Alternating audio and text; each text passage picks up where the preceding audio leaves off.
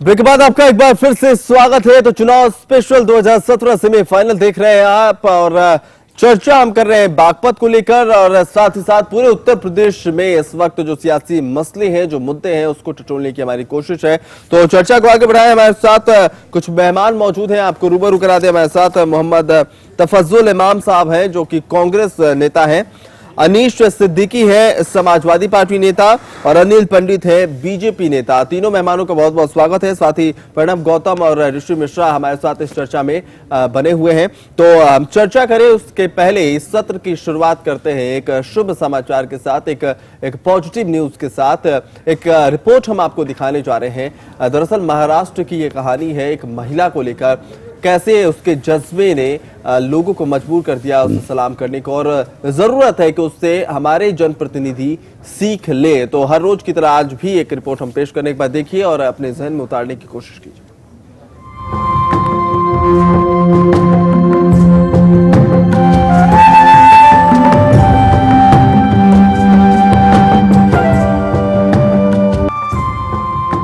मार्च 2015 शिव जयंती के दिन इस गांव में जिला परिषद के स्कूल में कार्यक्रम के दौरान 65 वर्षीय बुजुर्ग महिला ने अपनी इच्छा जाहिर की और कहा, अगर हम भी पढ़े लिखे होते तो इस कार्यक्रम का हिस्सा होते।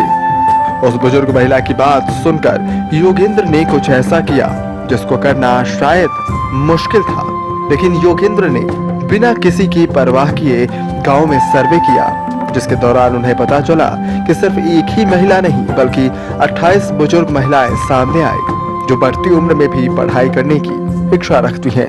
यह फांगने गांव है, मालसेज नानेघाट ये परिसर में ये आता है और ये मुरबाड तालुका और ठाणा जिला में आता है। ये स्कूल स्टार्ट करने में हमारा जो प्रमुख उद्देश्य था वो यही था कि हमारे गांव में छत्रपति शिवाजी महाराज की जयंती बहुत ही धूमधाम से हम यहाँ मना रहे थे और उसी टाइम हम शिव जयंती का, छत्रपति शिवाजी महाराज का यहाँ वो उनका चरित्र है उसका पारायण कर रहे थे। तो हमारे गांव के ये जो 30 तक की जो आजीबाई थी वो कभी स्कूल में गई नहीं थी। वो बोलने लगी कि अगर हमें लिखना पढ़ना अगर हमें आता तो हम भी यह पढ़ सकते थे छत्रपति शिवाजी महाराज को, इसी तरह से हम आदरांजलि व्यक्त कर सकते थे। जब कुछ अलग कर गुजरने की इच्छा हो तो बस शुरुआत करने में देर नहीं होनी चाहिए। फिर भला ये बुजुर्ग महिलाएं कैसे पीछे रहती। महिला दिवस के मौके पर एक घर में शुरू हुई आजीची शाला मात्र 1 साल में ही बढ़िया स्कूल बन गया। आपको जानकर हैरानी होगी कि अब 28 नहीं बल्कि 38 बुजुर्ग महिलाएं पढ़ाई कर रही हैं। गांव से स्कूल के रास्ते में क ख ग टाइल्स पर लिखा गया, जिससे आते जाते उन्हें याद रहे कि हमें पढ़ना है। और पढ़ने वाली महिलाओं के नाम से दर्जनों पेड़ भी लगाए गए, जिनकी सेवा भी वो खुद करती हैं। ये महिलाएं गुलाबी रंग की साड़ी पहनकर हाथों में स्कूल बैग लेकर स्कूल जाती हैं। स्कूल में प्रार्थना के साथ ही इनकी पढ़ाई की शुरुआत होती है, जिसमें 55 साल से लेकर 90 साल की महिला पढ़ने आती है, जो कल तक एक अक्षर नहीं समझती थी। आज वो अपने नाम बड़े आराम से लिख लेती है। ये किसी चमत्कार से कम नहीं। लोग बुजुर्ग होने को जिंदगी खत्म होना समझते हैं, लेकिन फाकनी गांव की बुजुर्ग महिलाओं ने एक ऐसी मिसाल पेश की है कि किसी भी महिला को कुछ भी करने या सीखने के लिए किसी भी उम्र की जरूरत नहीं है। ब्यूरो रिपोर्ट, प्रतिनिधि।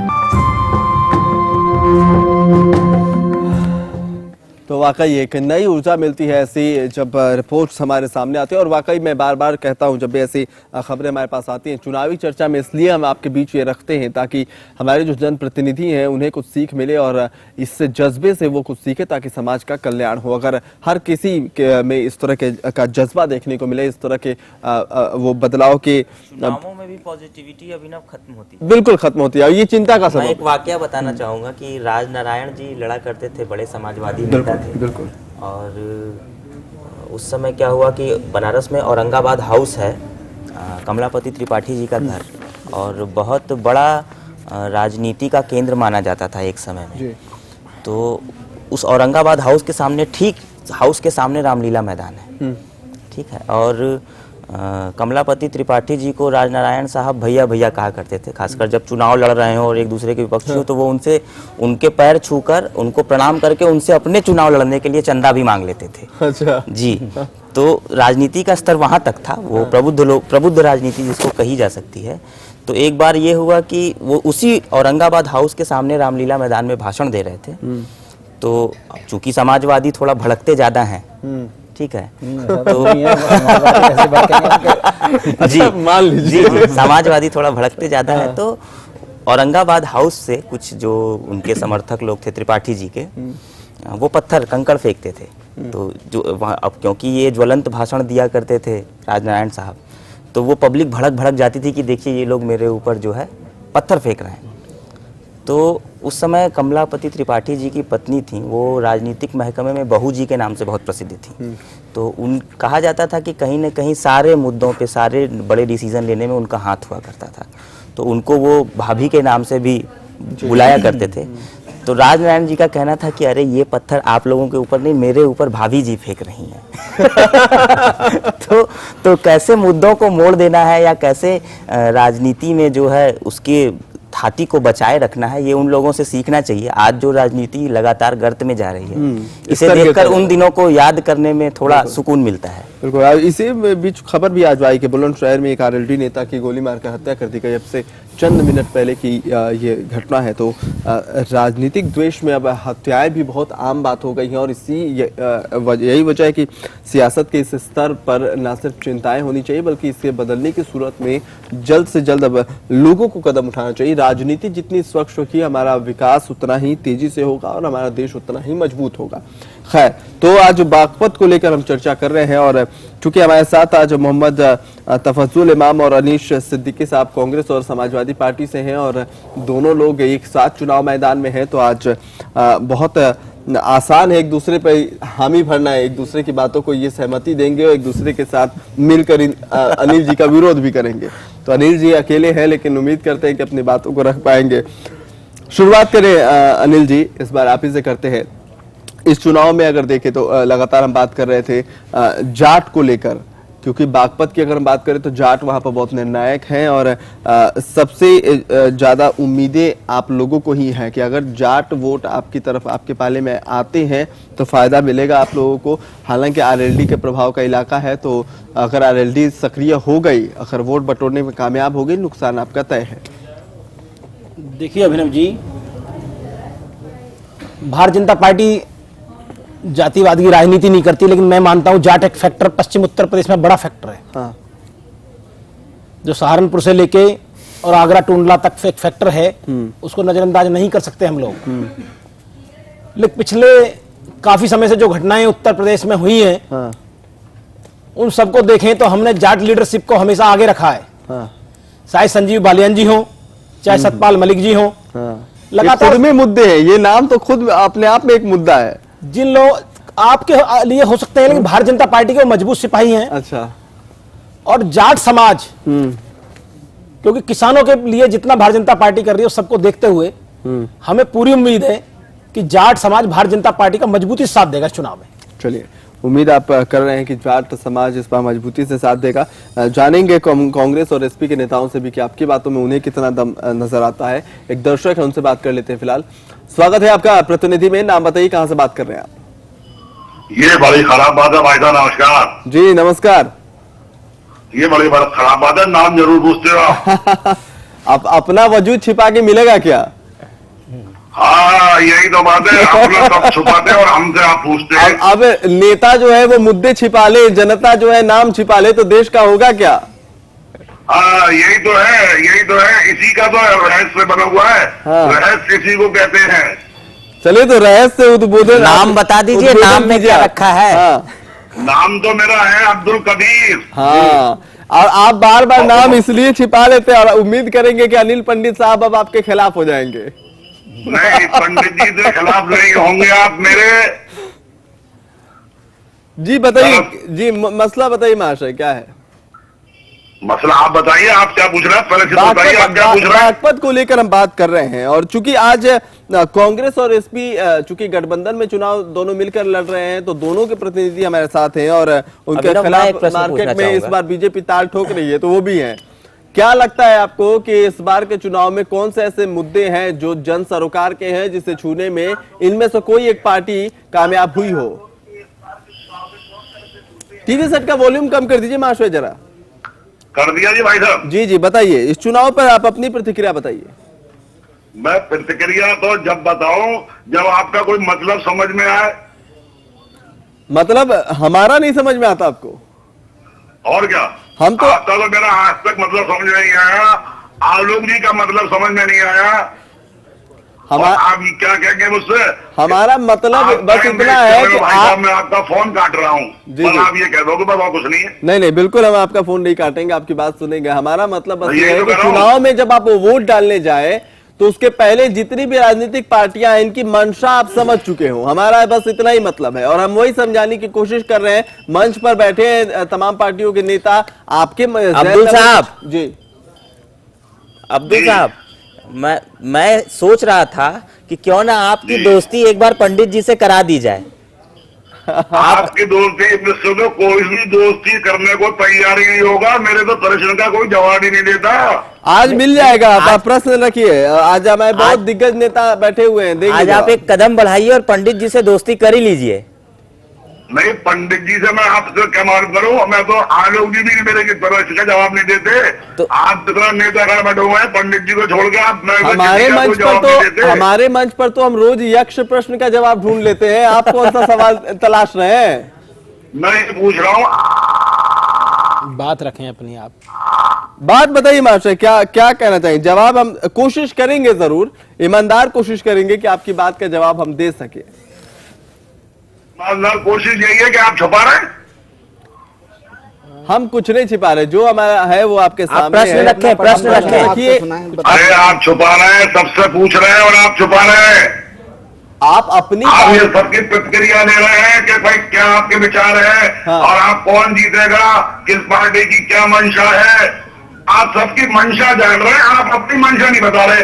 हमारी मंशा यही है मुझे कि बड़ी आपकी अफसोस की मंशा बात तो ये स्पष्ट है। हो। हमारी मंशा यही है कि सियासी पार्टियां कुछ छिपा ना पाए, उनकी मंशा आप तक पहुंच जाए और आप उनकी बात को समझ जाए, यही हमारी मंशा है।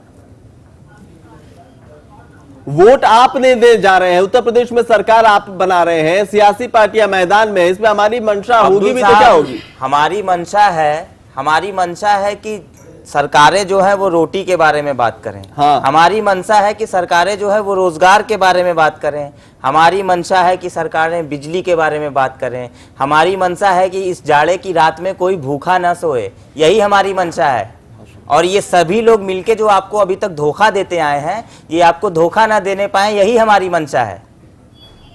तो आपकी मंशा ये है। जी भाई बताइए। साहब मैं ये कह रहा हूँ, आपकी मंशा ये है और नेताओं की भी यही मंशा है। नेताओं की ये मंशा नहीं है ना। तो मेरी ये समझ में नहीं आता, जब मंशा सबकी एक हाँ, है बेकार। तो नहीं, बार बार आप संविधान में बात- छेड़छाड़ क्यों होती है? आप बात नहीं समझ रहे हैं। देखिए, ये हमने आपको अपनी मंशा बताई। राजनीतिक आप समझा नहीं पार्टियां पाओगे। नहीं, मैं आप समझने की कोशिश नहीं कर रहे हैं। देखिए, जब आप हट पर उतारू हो जाएंगे तो आप किसी की बात को नहीं समझेंगे। हमने अपनी मंशा आपने पूछी, हमने बताई, या ये स्पष्ट तौर पर प्रणब ने आपको समझाया कि हम क्या चाहते हैं, सियासी पार्टियां क्या चाहती है, ये भी हम आपको समझाने की कोशिश कर रहे हैं कि हम मंदिर मस्जिद की बात नहीं करेंगे, हम रोटी की बात करेंगे, जो प्रणब कह रहे हैं।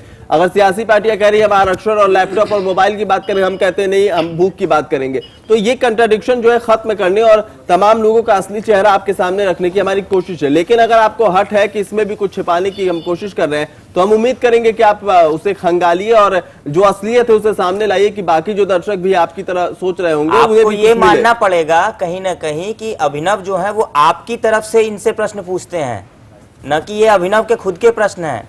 अभिनव जो भी प्रश्न इन नेताओं से पूछते हैं वो जनता के प्रश्न हैं। अभिनव के कोई पर्सनल निजी स्वार्थ नहीं छिपे हुए हैं इसमें, ये आपको समझना पड़ेगा। रखना सिवाय धर्म में रखना और कोई काम नहीं है।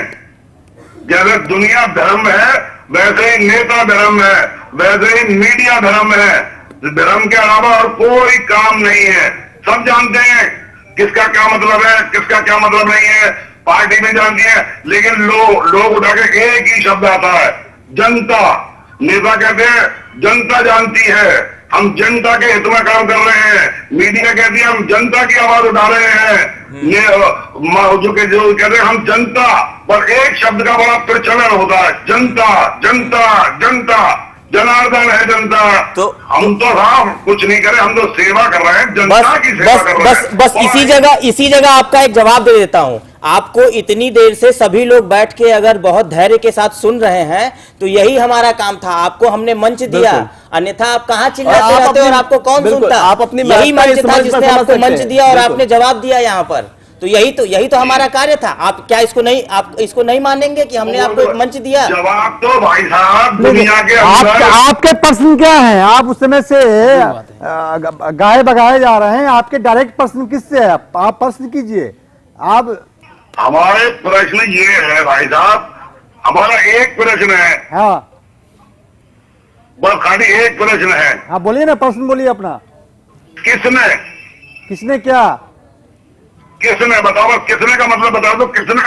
अरे तो आप मतलब बहुत निकालते हो, बस किसने बता दो। फालतू बातें करते हैं आप। अब बोला क्या? चलिए ठीक है, आप फालतू बात करते हैं।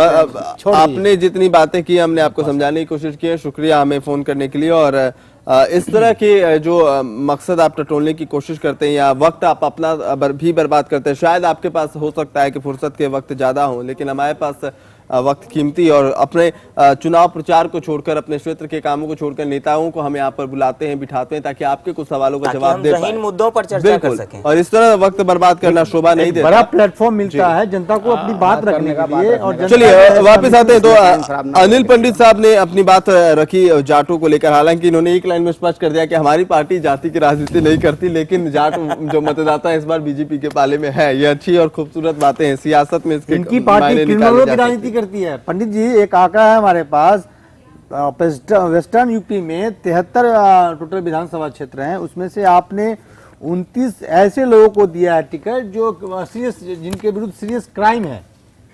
तो क्या जो पार्टी कहती है कि हम जातों की राजनीति नहीं करते हैं लेकिन क्रिमिनलों की राजनीति करती दिख रही है? क्या कहना है इस पे आप? पंडित जी, आप इस स्केल पे कहां सपा से अलग हैं, बस ये समझाइएगा और शॉर्ट एंड प्रिसाइज समझाइएगा। जो क्वेश्चन पूछे कैसे पीछे हैं ये बताइए। आप 73 में से 29 ऐसे लोगों को दिए हैं जिसमें क्रिमिनल के सीरियस चार्जेस हैं। उसमें से एक नाम आपको मैं ले लूं, उमेश मलिक जी हैं, आपके सबसे बड़े क्रिमिनल चेहरा हैं। तो आपको उमेश मलिक में ऐसा क्या लगा कि आप उन्हें विधानसभा भेजने के लिए बहुत तत्पर दिख रहे हैं? देखिए मिश्रा जी और प्रणव जी, जो आप हम पे ये लालचन लगा रहे हैं लगातार कि सपा में और बीजेपी में क्या फर्क है। आप बीजेपी का जवाब दें प्लीज। देखिए आप अपना पहले जब देखिए आपने क्वेश्चन क्या करा है जी। हम राजनीति में मैं बैठा हूं, मेरे ऊपर भी पता ना कितने मुकदमे लगे हैं और खत्म हुए हैं। राजनीति जब हम करते हैं,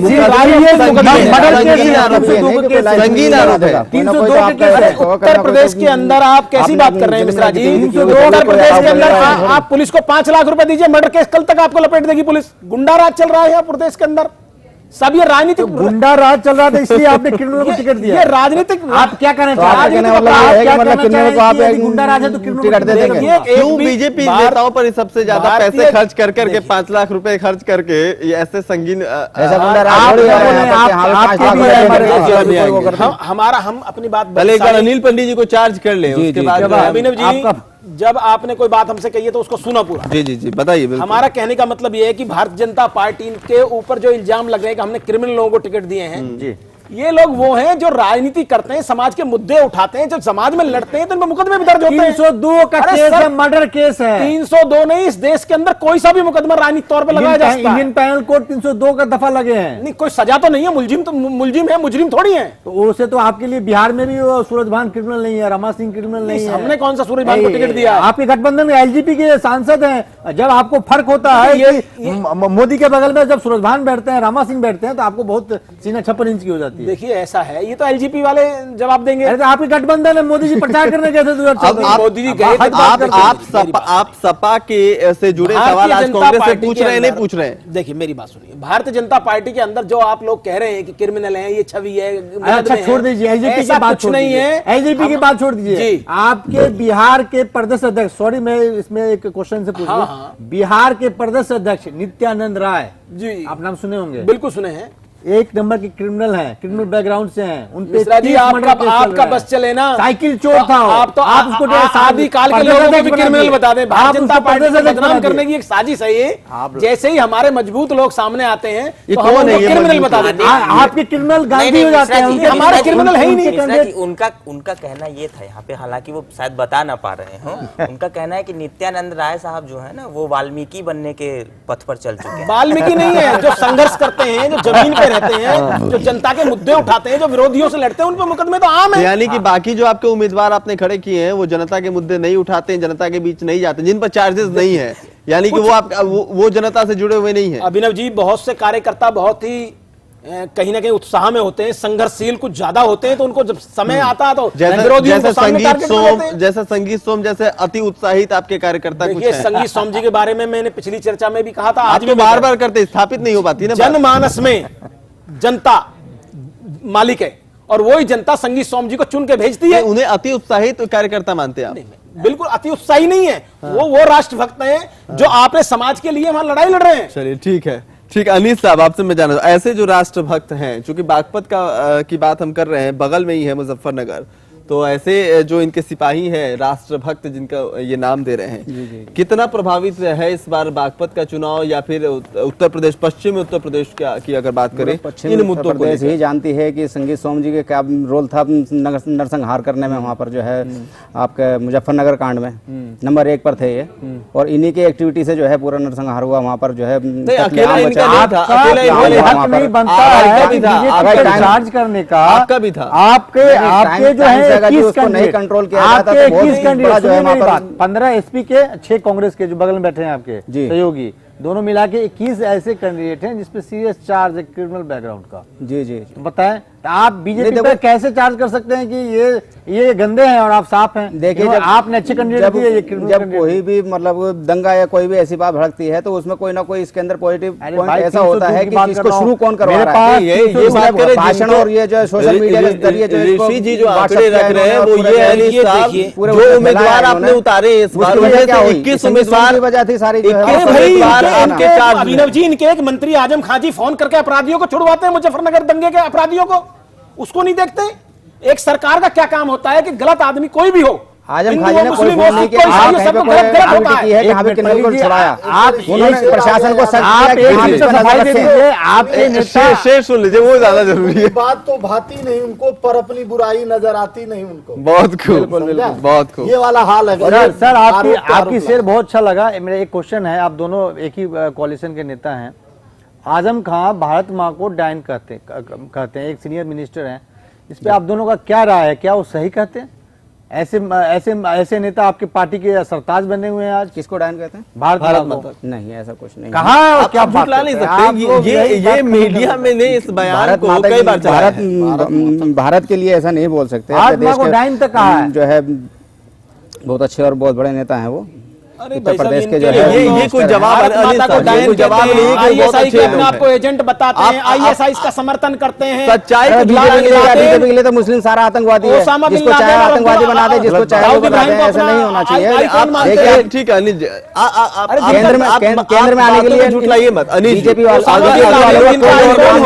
अगर करवाना, अगर इन्होंने अगर कहा है, अगर ये जो आंकड़े बता रहे हैं ये शायद आपको पता ना हो, जनता जानती है कि उन्होंने ऐसा बयान दिया था, इसको लेकर उन पर मुकदमा भी दर्ज किया गया था। तो वो अभी वो उन्होंने ऐसा नहीं उन्होंने दिया, लेकिन सवाल इनका ये नहीं है कि वो जवाब देंगे या नहीं देंगे। सवाल ये है कि क्या आप लोगों का नैतिक स्तर इतना गिर गया है नहीं, हमारा नैतिक स्तर ऐसा जिस नहीं है। राज्य में रहते हैं, जिस देश की आप बात करते हैं, उसको डायन कहने वाले लोग आज स्टार प्रचारक हैं। जन्म क्या लिया। आप उनके बयान से सहमत हैं या नहीं? उन्होंने जो कहा है कि भारत माँ को डायन कहा आजम खान ने, ये आप जानते हैं, वो आपके स्टार प्रचारक हैं। आप पार्टी को डिफेंड कर रहे हैं, अलग बात है।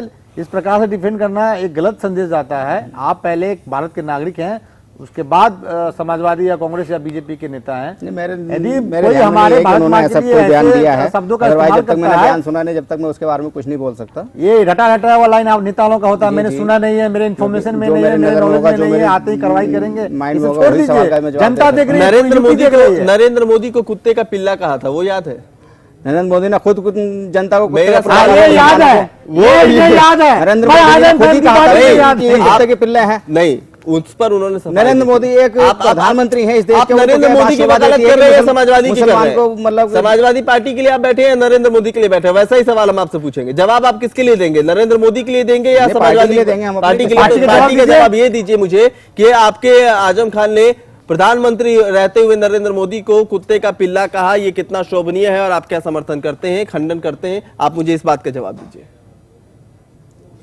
जो जिसकी सोच होती है वो उतनी बात करते हैं। आप नरेंद्र खंडन मोदी करते हैं, जी- आजम खान की उतनी ही सोच है। नरेंद्र मोदी जी के पूरे बारे में यूपी देख रही है बताया, आपको। लेकिन पहले- आजम खान यूपी के देख रही है सवाल आपको, उठा रहे हैं। आप जवाब दें। नहीं, आजम सुनिए, खान आप की- अपने आजम खान की सोच पर आप सवाल उठा रहे हैं। सवाल जो नो, करेगा उसका आप- जवाब नहीं, नहीं आप मिलेगा। अपने responsibility नरेंद्र दीजिए मोदी हमें। जी ने नहीं, जब आजम- मुसलमान आप को कुत्ते आजम का खान पिल्ला से- कहा कि मतलब ये अरे भाई आजम खान का फिर जवाब मैं दीजिए फिर आप। है, फिर उसका मैं- जवाब मैं उनको वापस फिर मैं वही- वही पूछ रहा उसी हूं, आप रीत में उनको जवाब नहीं आप दिया। जवाब मोदी जी के लिए देंगे या पार्टी के लिए देंगे? पार्टी के लिए अगर दे रहे हैं तो आप आजम खान के इस बयान पर अपनी प्रतिक्रिया मुझे दीजिए। जनता सुन रही है।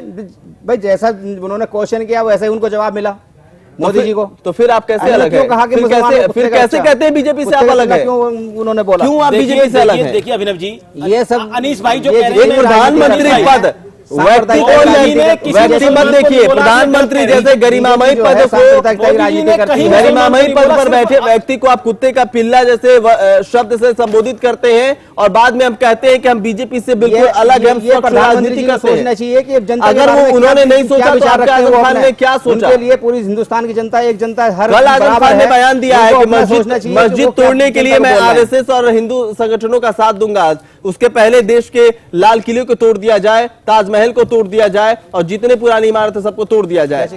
आजम खान ने कल बयान दिया है जिसमें उन्होंने कहा है कि मस्जिद गिराने की बात, वहां पर मंदिर बनाने की बात करती है बीजेपी। हाँ, तो राम क्यों मंदिर करती है? मैं बनाने का समर्थन करूंगा, लेकिन उसके पहले मेरी दिली ख्वाहिश है कि देश में ताजमहल को तोड़ दिया जाए, लाल किले को तोड़ दिया जाए। आप इस बात का समर्थन करते हैं?